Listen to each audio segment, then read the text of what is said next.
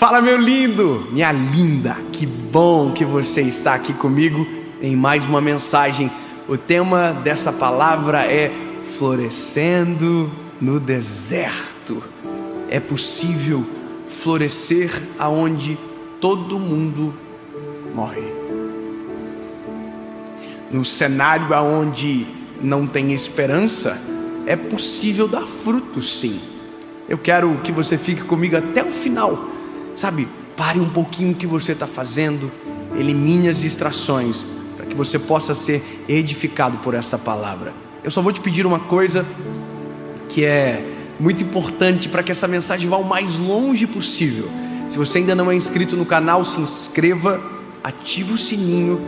Toda segunda-feira tem uma mensagem de Deus para você aqui. E claro, se você ainda não curtiu o vídeo, rapidinho, curte o vídeo aqui embaixo.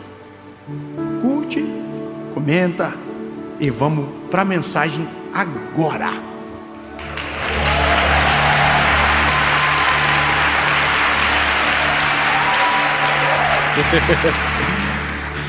Isaías, capítulo de número 32, versículo de número 15.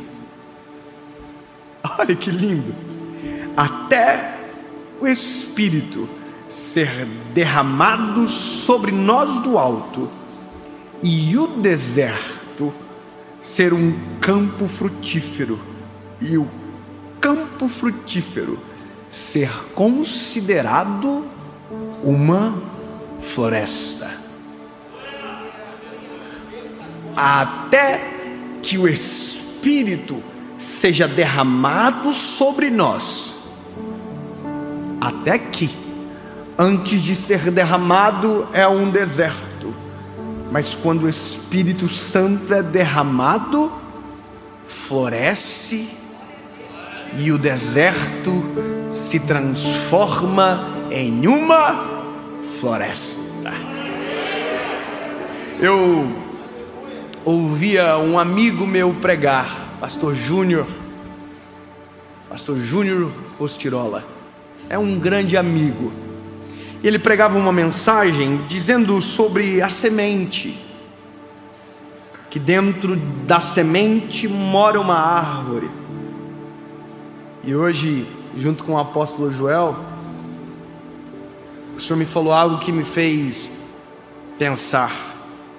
Uma frase de Miles Monroe, que todas as vezes que uma semente morre, uma floresta é sepultada. Uau! Só que, ouvindo a mensagem, enquanto o pastor falava, eu sempre me coloco na expectativa de quem talvez tem percepções diferentes, para entender aonde pode ter uma pergunta, para que eu consiga no Senhor buscar uma resposta. A mensagem foi completa, o Senhor usou. Mas no final eu perguntei para o pastor Júnior o seguinte: pastor, e se essa semente que carrega dentro de si uma árvore cair em uma terra seca, de que maneira florescerá? Porque uma coisa é cair em solo fértil, uma coisa é cair em um solo favorável. Quando nós olhamos, por exemplo, para a parábola da figueira plantada na vinha, a gente entende que a figueira foi plantada em um solo perfeito, ideal. Mas se por um acaso essa semente que carrega dentro de si um fruto extraordinário cair na terra errada, na terra seca, no deserto, porque para pensar que muitas das vezes a nossa desculpa para não dar frutos não é a semente, é o solo onde estamos plantados. Nós vivemos dizendo isso: olha, tudo bem, mas olha onde eu nasci, olha onde eu estou, olha o lugar onde eu estou plantado, não é favorável, olha a família que eu nasci. Não tem como eu ser feliz, o histórico da minha família é a infelicidade. Não tem como eu prosperar. O histórico da minha família é a pobreza. O solo é muito seco para que isso que eu carrego dentro de mim floresça e gere frutos para quem está à minha volta. E sabe, nós somos tentados a pensar assim. E eu tenho uma história, e que eu não posso ignorá-la, aonde também já pensei assim, mas hoje não quero contar de novo, porque talvez você já ouviu. Eu quero contar uma história que vai conectar exatamente com o texto que nos levará à conclusão necessária. Em 1961, no deserto do Saara, em uma região chamada Teneré, encontrou-se uma árvore. Olha que doideira. Em 1961, encontrou-se uma árvore, e o que chamou a atenção é que ela era a única árvore em um raio de 200 quilômetros. Em um raio de 200 quilômetros, uma acácia estava verde, frondosa, gerando sombra e espanto em todos que passavam. Como é que pode uma árvore no meio de um deserto? Todas morreram. Por que ela está viva? Porque existem segredos importantes: florescer e permanecer. Às vezes florescemos no deserto, mas o mesmo deserto que florescemos, também morremos.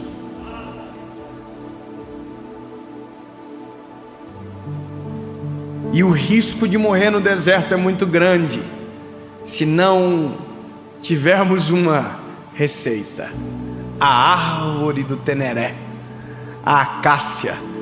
Pesquisadores foram para o lugar aonde a árvore estava. Era parada de viajantes, de excursões, que paravam seus caminhões, seus camelos, e que não prejudicavam a árvore. O que tem de segredo essa árvore?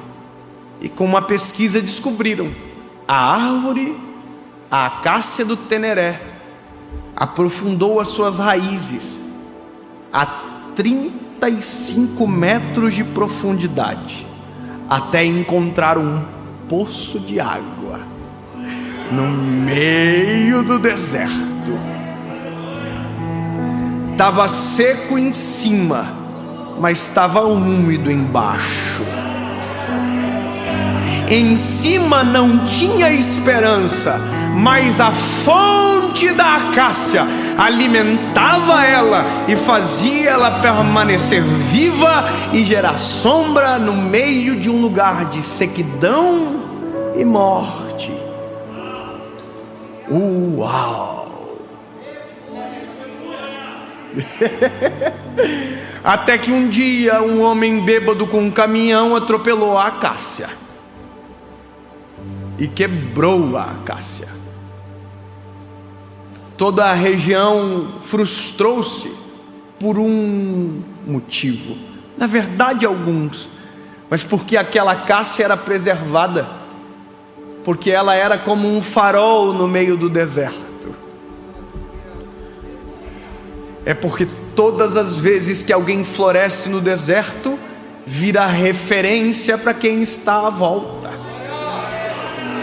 É porque florescer no deserto tem as suas dores, mas também tem as suas honras. Porque no deserto a sombra vale mais do que no meio de uma floresta.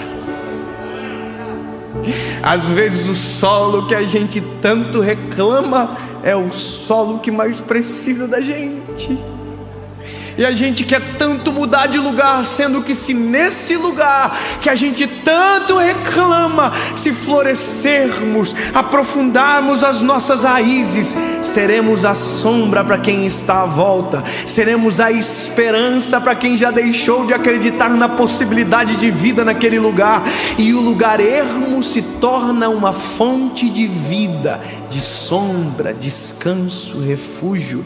E assim é você, na família que nasceu, que até então pode ser um deserto, mas que se você florescer e aprofundar as raízes, o deserto será transformado num campo frutífero, e o campo frutífero será transformado em uma floresta. Eu vou dizer de novo: um deserto se transforma em um campo frutífero, e o campo frutífero em uma floresta. E isso só é possível quando o Espírito de Deus desce sobre nós. É que na verdade o segredo no fim não é a semente, o segredo é o Espírito de Deus sendo derramado sobre nós. No fim, o segredo não são os nossos talentos. No fim, o segredo é a graça do Espírito Santo sendo derramada sobre nós. No fim, não é o nosso falar bem. Não. O segredo é o Espírito de Deus sendo derramado sobre nós. No segredo, no final, não são as raízes. O segredo é o leito de água que está abaixo, porque se estender a raiz e não encontrar água, de nada vale. O segredo não é a árvore, o segredo não é a semente, o segredo sempre será o Senhor que desce o Espírito, o Senhor que alimenta, é o Senhor que sustenta, é o Senhor que mantém vivo, é o Senhor que lança a semente, o Senhor, e no final é tudo sobre Jesus.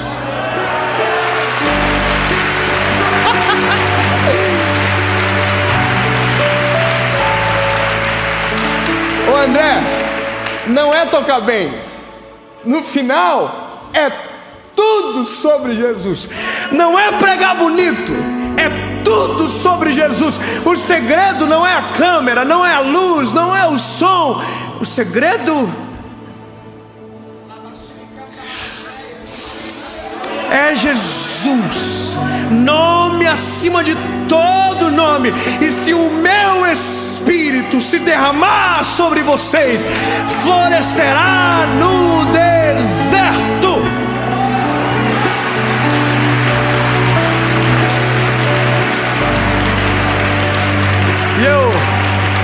E eu vou te dizer, a árvore do Teneré foi destruída. Derrubaram ela. Que absurdo. A árvore caiu ao chão. Sabe o que fizeram?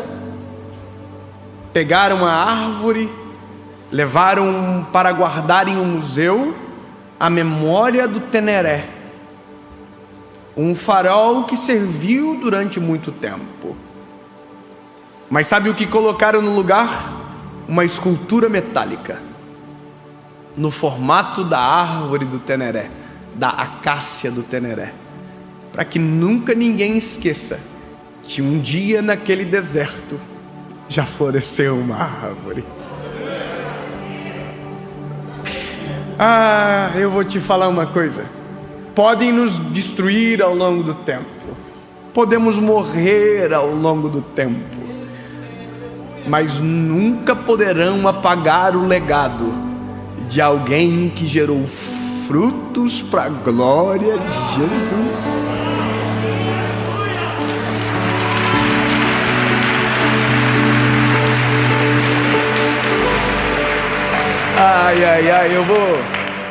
Eu tenho 31 anos de idade e um dia eu vou morrer. Vai demorar.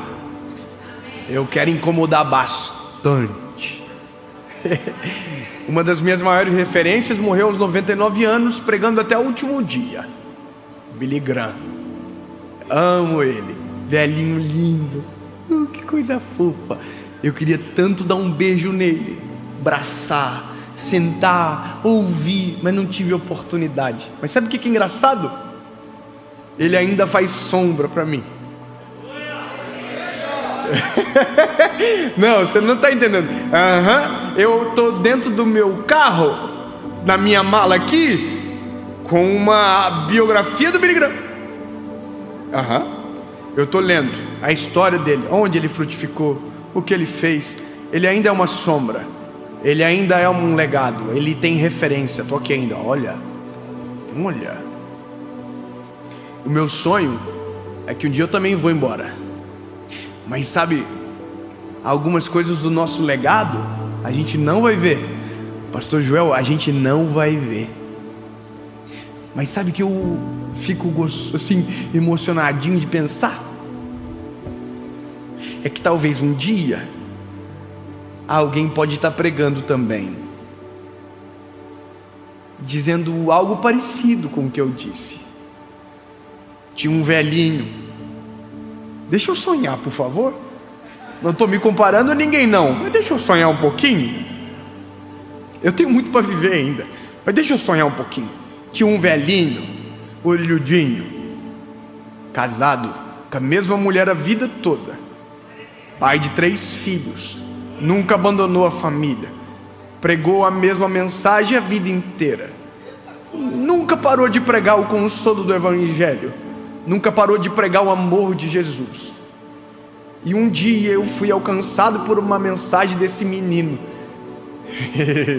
É eu aqui.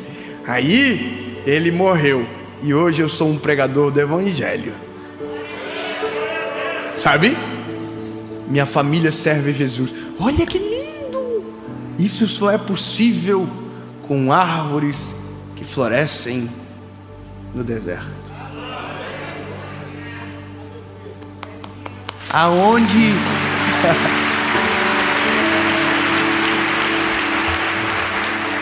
Aonde é o seu deserto, para que você possa florescer?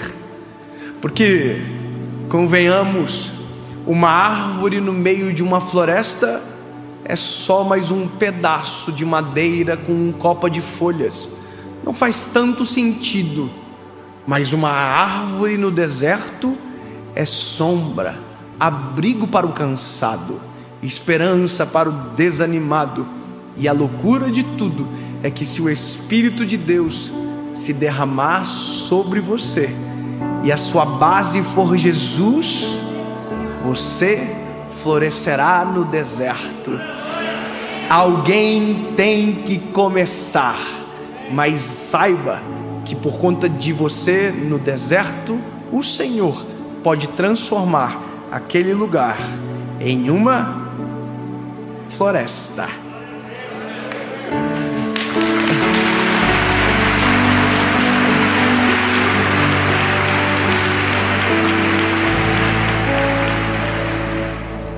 Já existiram florestas que se transformaram em desertos, mas eu também sei que existem desertos que se transformaram em lindas florestas.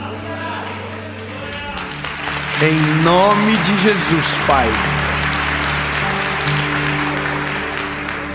que a minha família seja transformada em um campo frutífero, e o campo frutífero se transforme numa floresta. Que o Teu Espírito seja derramado sobre nós, e que venhamos dar frutos, e que permaneçamos em Ti, porque Tu és a oliveira verdadeira. E em Ti estamos enxertados, ó amados. Que os nossos frutos sejam percebidos e que o Teu nome seja glorificado, porque no fim é tudo sobre Ti, Jesus.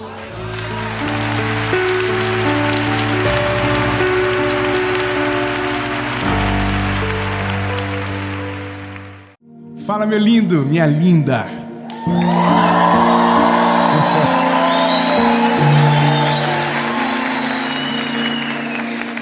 É o final da série Vida. E eu vou ficar com saudade de vocês. Eu vou ficar com saudade. Pensa um povo bonito que veio pra gravação. Eu nunca vi. Esse é um povo chique, com cara de rico. Todo... Nossa, chorei meia lágrima. Mas eu fiquei muito feliz de poder ter gravado essa série. Que Deus abençoe todos vocês.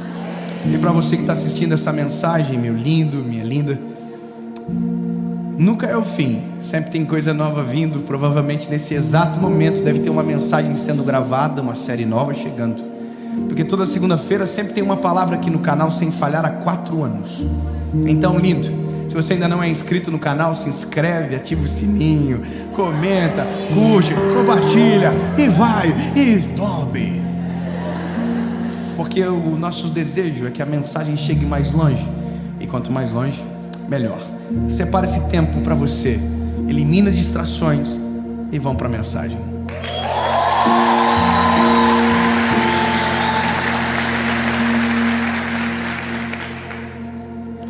1 Samuel, capítulo de número 17. É o nosso partido, nosso norte, nossa partida. Eu fiz uma pergunta antes de começar essa gravação aqui.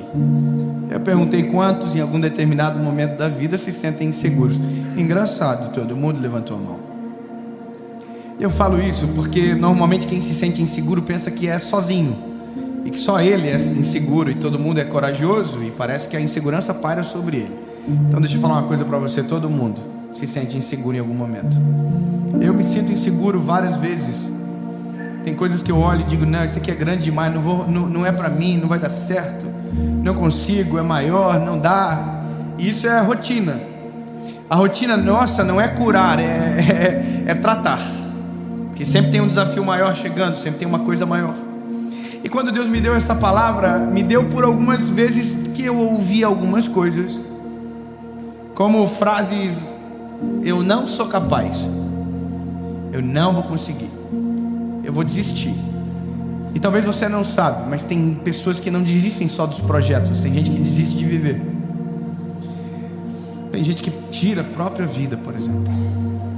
Tem palavras que eu recebo, testemunhos de pessoas dizendo: olha, eu estava prestes a suicidar e uma palavra sua recobrou o meu ânimo. E aí eu sei que eu sou o mensageiro, e o que habita o poder é a mensagem, que não é minha, é dele.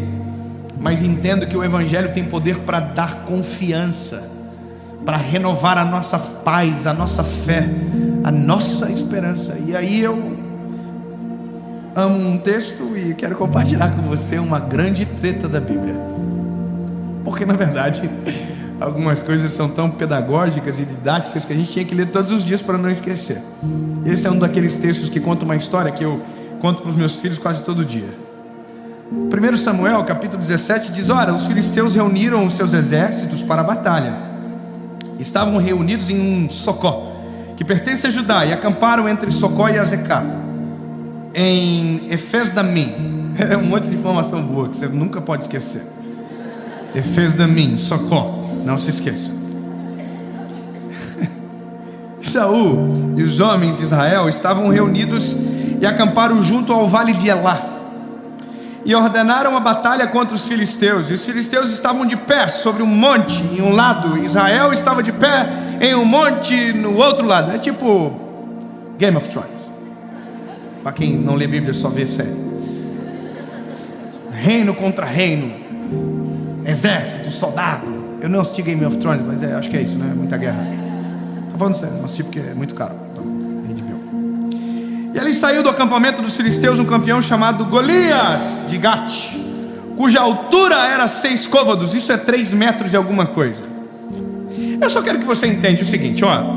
Tem uma guerra acontecendo, e tem um cara que é o cara. Teve um campeonato no lado de lá, e esse cara venceu.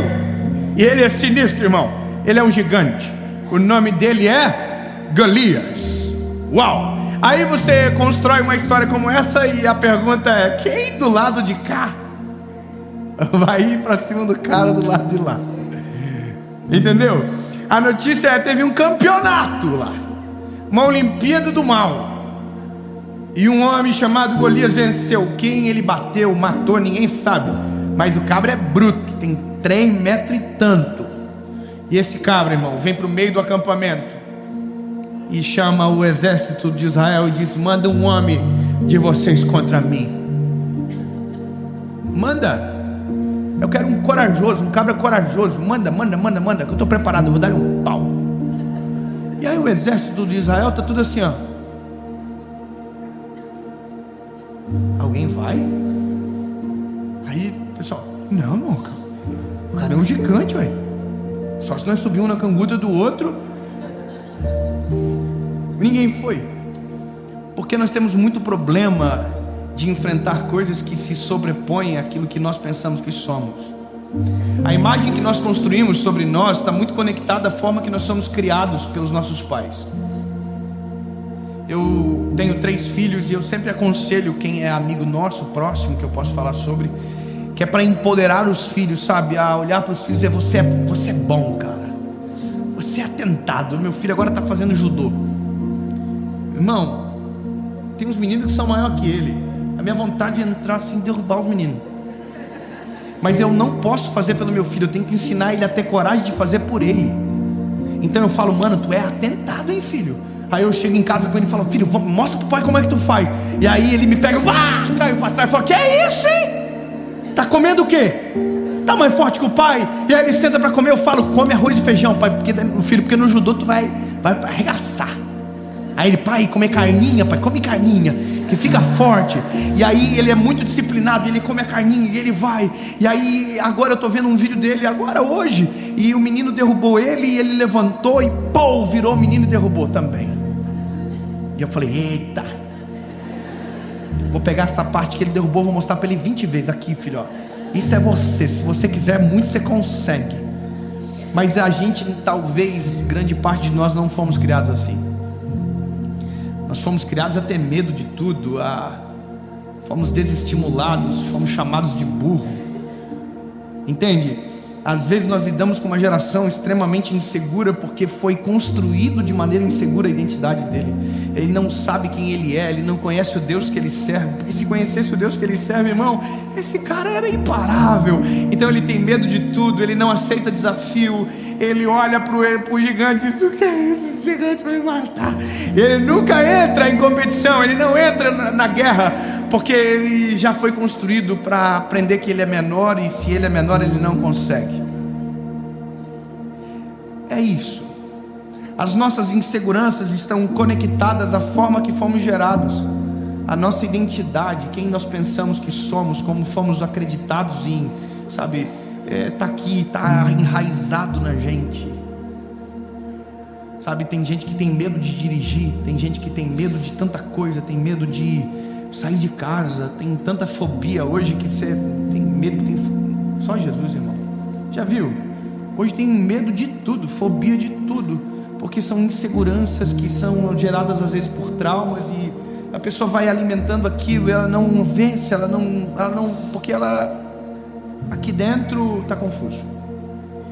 E como eu recebo muito isso, eu precisava de uma palavra, porque a palavra, ela é manual, resposta para todas as perguntas, inclusive para aquelas que ainda não nasceram no nosso coração.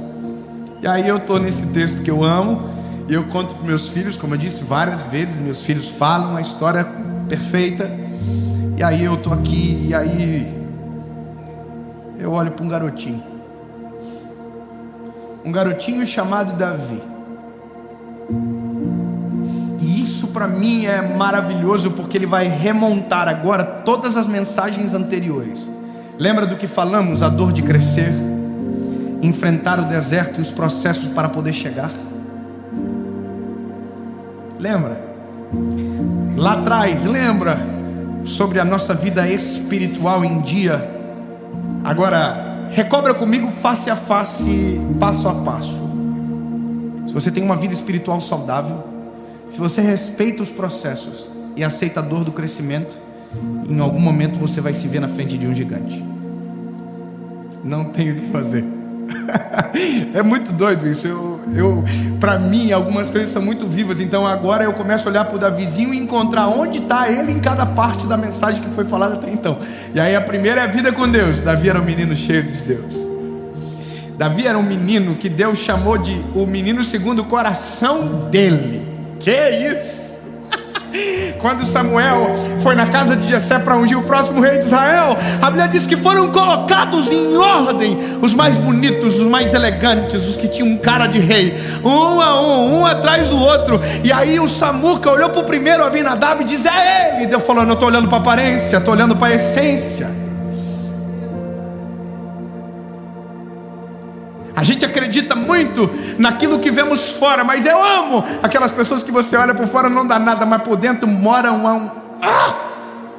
um guerreiro, alguém cheio de Deus, corajoso, pau para toda obra, entra na batalha, compra briga. Já viu aqueles baixinhos bravos que tem, irmão? Bom de briga? É tipo isso. Aí Deus diz para Samuel: Samuel, eu não estou procurando aparência não, passa todos os filhos, passam os 7. E aí Samuel diz para Jessé: Jessé, está faltando um, não está? Tem algum filho que teu não está aqui? Ele diz: não, tem um que não está, porque está trabalhando, cuidando das ovelhas. Aí ele diz: então manda buscar. E aí foram buscar o Davizinho. Davizinho está onde? Cuidando das ovelhas, vivendo o processo. Processos são aqueles que a gente vive e às vezes ninguém sabe, ninguém vê, ninguém contempla. Ninguém tem tempo para cuidar, porque isso não vira notícia, não sai no Instagram, não vira publicidade. Processo, é secreto às vezes. E esse é o negócio de quem vê alguém derrubando um gigante pensando que ele nasceu naquele campo de batalha e apareceu do nada. Não. Ele teve processos que nunca ninguém viu, porque quando respeita processo, entendeu? Bom, o Davizinho estava lá no campo. A Bíblia diz que ele já tinha matado o urso, o leão. O pau já tinha quebrado naquele campo. E ele não era um pastor normal, ele era um pastor zica. Os ovelhinhos olhavam para ele e falavam assim: nossa, Davi, nós te amamos, tu é maravilhoso. Porque a Bíblia diz que ele comprava a briga das ovelhinhas. O leão foi, matou o leão, o urso foi, ele pau no urso que não sabia do leão. E aí um dia chamaram ele para casa. E ele chegou em casa e falou: pai, o que está acontecendo? O Samuel está aí, diz que vai ungir o próximo rei de Israel. Parece que o rei de Davi falou assim: tá, mas Abinadab? Não, filho, foi todo mundo, está faltando alguém. Aí o Samuel olhou para ele e falou assim: será? Aí Deus falou: é ele mesmo, é o menino segundo o meu coração. Que isso, irmão?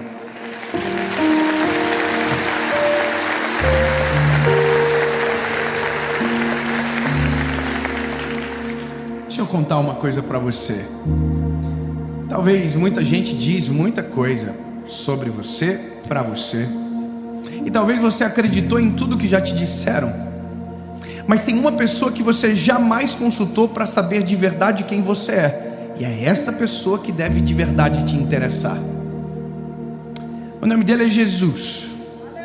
E a nossa identidade não está firmada no que o homem diz sobre nós, mas naquilo que Cristo revela sobre quem somos, e para a glória dele, porque vivemos. Então, ao invés de você acreditar no que dizem sobre você, começa a perguntar para Deus: Deus, o que o Senhor diz que eu sou? Quem eu sou para ti? E a resposta é: você é meu filho.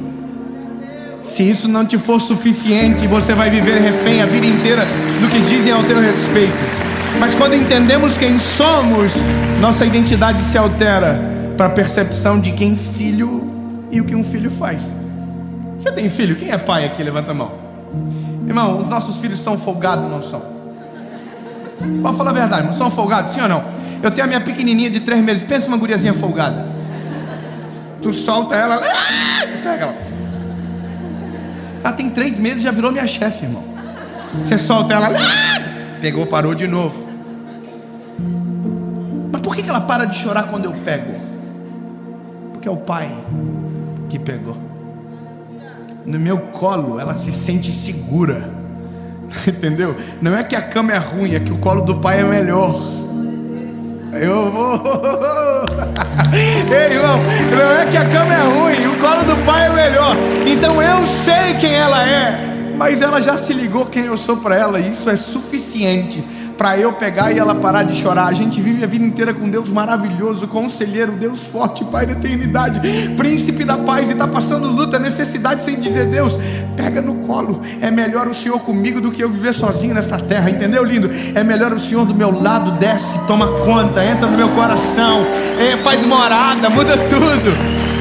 Então, a primeira coisa para a gente aprender a lidar com nossas inseguranças é saber quem somos para Deus. Muda tudo. Porque eu não vos chamo de servos, eu vos chamo de amigos, porque os amigos têm ciência do que eu estou fazendo.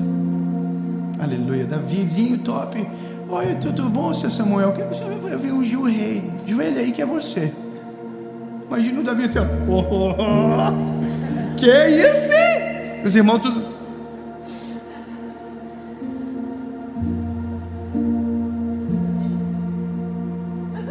O Davi? Ele mesmo? Tem certeza? Eu imagino Samuel assim, eu também achei estranho, mas o chefe mandou. Essa é a graça de tudo. Quando nós pensamos que estamos aptos, normalmente não estamos. Agora, quando dependemos da graça e do favor de Deus, Ele diz que é pra gente ir, é difícil de acreditar, mas é só fazendo o que dá certo, irmão. Porque se Ele mandou, Ele é responsável, Ele vai ir junto, Ele cola na guerra, Ele tá junto na parada, Ele tá dentro, Ele tá perto, entendeu? Então isso é graça. Graça é: eu sei que não posso, mas porque tem um Deus que pode tudo, então eu também vou. Graça é favor imerecido. Então é isso. Davizinho não tinha cara de rei, não tinha pinta de rei, não era rico e tal. Esse dia eu estou vendo um vídeo na internet, um rapaz está dizendo como parecer ser bem sucedido. Eu achei engraçado, porque na vida ou você é bem sucedido ou você não é. Parecer não é a mesma coisa que nada. Você já viu que está cheio de dublê de rico hoje? Parece rico, e o do pobre, irmão. Gosta de mostrar as coisas, provavelmente não tem quase nada, porque quem tem necessidade de se autoafirmar, pouco sabe sobre si. Vamos parar para não dar polêmica. Irmão, o rapaz está dizendo assim: para você parecer bem sucedido, você tem que fazer assim, botar os ombros para trás, peito estufado, cabeça erguida, e aí quando você falar, o seu tom de voz vai ser diferente. Eu tô aqui olhando o vídeo, achando maneiro, tô fazendo tudo igual em casa. Aí dei 3 passos assim, irmão. Já pensou andar que nem um galo igual o dia todo? Oi, tudo bem? Minha esposa já deixava no primeiro dia, irmão. Que coisa horrível é essa? Porque na cabeça da gente estão forjando estereótipos que nos dão segurança. Mas o que de verdade traz segurança para o homem não é o estereótipo que ele carrega por fora, é a essência que ele nutre aqui dentro. O que faz alguém ser seguro não é o estereótipo, é a essência. Por isso que precisamos tanto de Jesus, porque aquilo que ninguém enxerga, Deus olha e diz: tem, vou usar, é para a glória do meu nome, é Ele que coloca, é Ele que faz.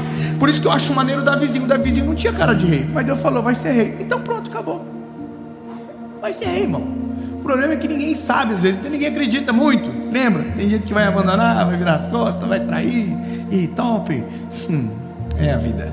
Então um dia chegaram para o Davizinho e falaram assim: precisamos de Uber Eats, leva comida para os seus irmãos. E ele já era para ser o rei de Israel, e agora foi levar comida para os irmãos na guerra. Imagina a cena, ele chegando na guerra, os irmãos tudo na trincheira escondido, o Golias lá no meio falou: vem, vamos dar um pau. E o Davi entregando comida para os irmãos aqui, ó. Que é ele lá? Todo mundo baixa, Davi, cala a boca. Davi, eu não estou entendendo nada, irmão. Que vocês não vão fazer nada? Não vão dar um pau nesse cara?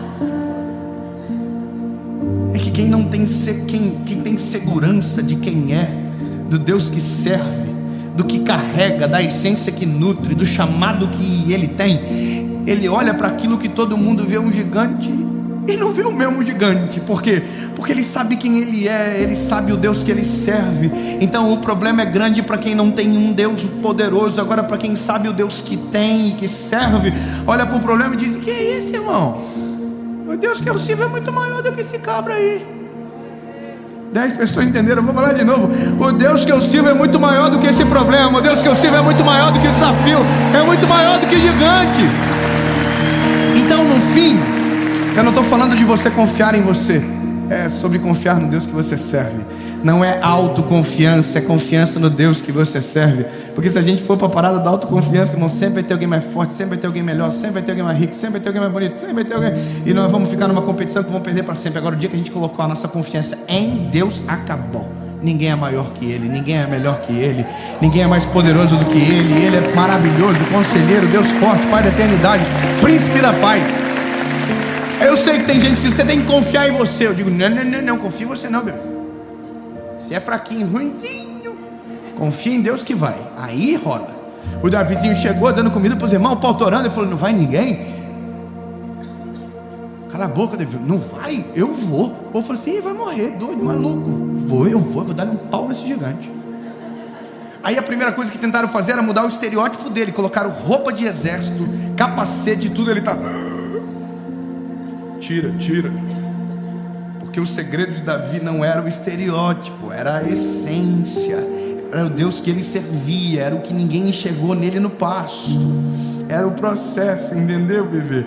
E aí tiraram a roupa dele de soldado. Ele foi lá no rio, pegou 5 pedrinhas, colocou no bolso, pegou uma funda, foi para o meio do campo de batalha. O gigante olhou e falou assim, eu estou 40 dias bravejando para dar um pau em um de vocês, e vocês pegaram um palitinho de dente para mim. Vocês estão rindo de mim, estão zoando com a minha cara. Porque o que Golias viu? O menino Davi. O que ele não enxergou? O que ele não enxergou? Ele não enxergou que aquele garotinho era o menino segundo o coração de Deus, que ele estava cheio da presença de Deus há muito tempo, estava aí, sabe, transbordando. Sabe o que ele não enxergou? Que quando ninguém o via, ele já estava no pasto, trabalhando, cuidando das ovelhas, derrotando o urso, derrotando o leão. Quer dizer, o que é um gigante para quem dele é um pau no leão? Não é nada. Mas essa é a graça da vida. Olham para a gente e não vê o que passou para trás, só quem nós somos agora. Mas o segredo não é o que está fora, é o que a gente carrega aqui dentro. Entendeu? Aí o Davizinho foi para o campo de batalha, magrinho. Aí ele falou assim para o gigante, tu vem contra mim com lança, espada, escudo, mas eu vou contra ti, em nome do Senhor dos Exércitos. Isso demonstra aonde está a confiança dele. Lindo. Insegurança é falta de confiança. E está tudo bem, nós somos inseguros quando colocamos a nossa confiança em nós mesmos, porque somos falhos, passíveis de erro. Então você está certo em não confiar muito em você, e a própria Bíblia diz que nem é bom. Agora, quando depositamos a nossa confiança no Senhor, não precisamos ser inseguros, porque agora a segurança não habita em nós, está nele, e nele você pode confiar. Aleluia.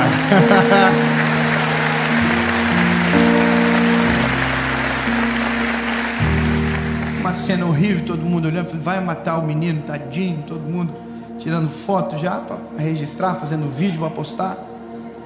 Ele pegou a funda aqui, irmão, ó. Desenrola.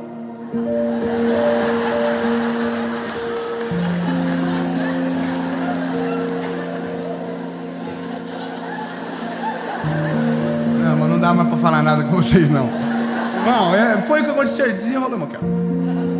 Desenrola. Bate. E a Bíblia diz, irmão, que o gigante caiu de ladinho. Acabou.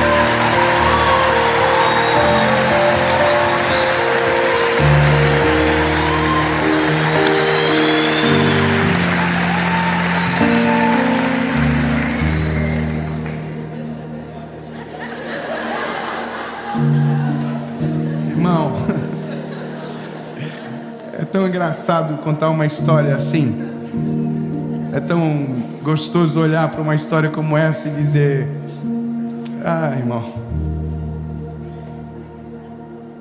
que o dia que eu for colocado na presença de um gigante, eu não deposite a minha confiança em si próprio, em mim, mas que eu lembre de todos os feitos que Deus já fez por mim. Que eu lembre de todos os processos que já vivi no Senhor. Que lembro de quão bom, maravilhoso é Deus que eu sirvo. E aí, lindo, não importa o tamanho do gigante, não importa mais, porque eu sei em quem tenho crido, e sei que é maravilhoso. A Bíblia diz que Ele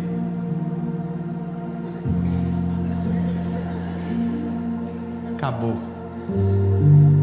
Lembra da palavra lá de trás? Bom, o Davi se tornou o maior rei da história de Israel.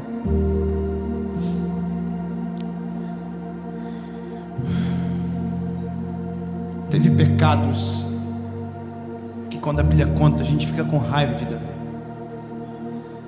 Pecados pesados.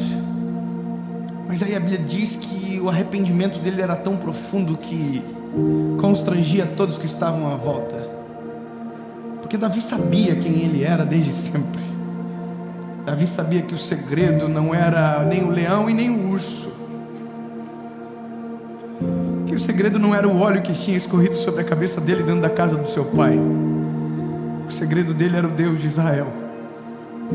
E quem sabe quem é o seu segredo e de onde vem a sua força não permite ficar vazio.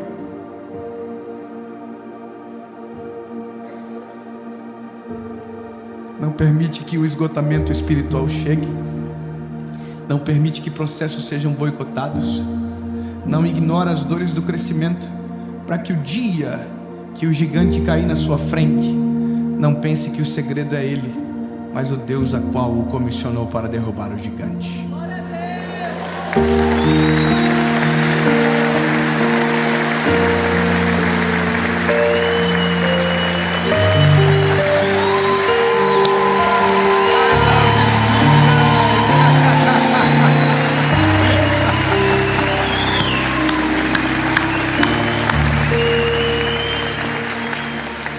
Aleluia, oh, aleluia.